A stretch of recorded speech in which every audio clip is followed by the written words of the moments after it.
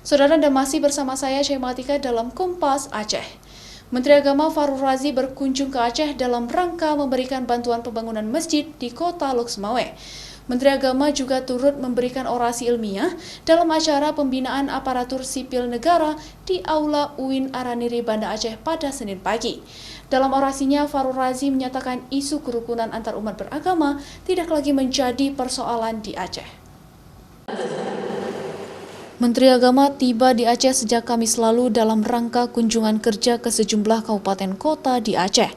Adapun rangkaian kegiatan Menteri di Aceh, yaitu menyerahkan bantuan pembangunan masjid di kota Lok Sumawe dan juga meresmikan kampus IAIN Lok Sumawe.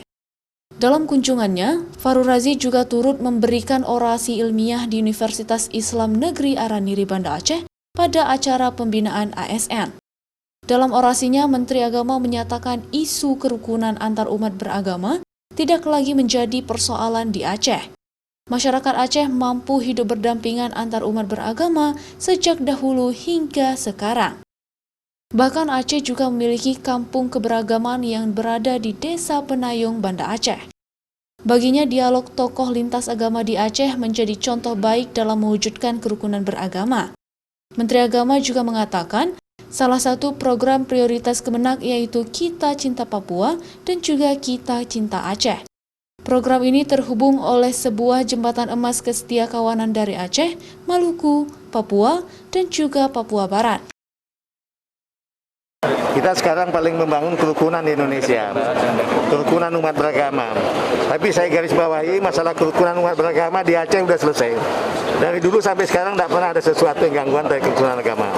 Oleh sebab itu saya ingin mengajak teman-teman di Aceh untuk sama-sama outward looking, jadi melihat kita keluar.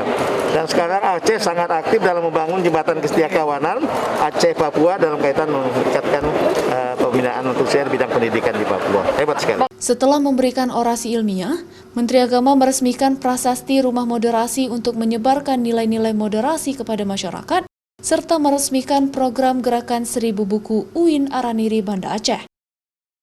Nova Bistayanti, Kompas TV, Banda Aceh.